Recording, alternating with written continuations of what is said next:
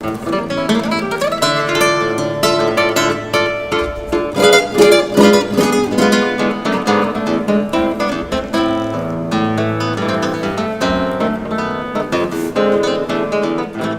гитары желтой и чарующие звуки музыки. Таким стал ноябрьский вечер для посетителей Музея изобразительных искусств имени Эрзи. Здесь прошел концерт гитариста Александра Вула. Для встречи с саранским зрителем он приехал из Санкт-Петербурга. В Саранске я первый раз. И у нас здесь очень насыщенный график. Сегодня мы с утра дали один концерт в Мордовском селе, послушали мордовский хор национальный. Я был очень тронут, был в музее. В общем, я в полном восторге вообще от этой земли.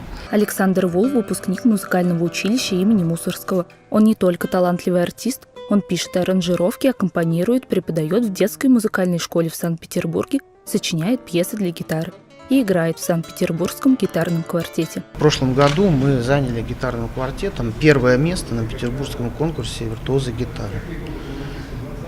И играли на гала-концерте Государственной капеллы Санкт-Петербурга. То есть тоже очень интересный ансамбль с очень интересной программой. Мы сами пишем там, я в частности, аранжировки для этого квартета. Гитарист приехал в Саранск по приглашению своего друга, отца Александра Пелина.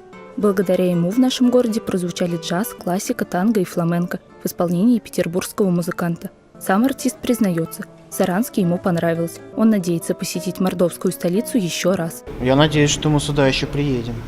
Это, конечно, очень далеко от Петербурга, но я надеюсь, что мы будем с отцом Александром и дальше сотрудничать. Екатерина Журавлева, Александр Данилов. Наши новости.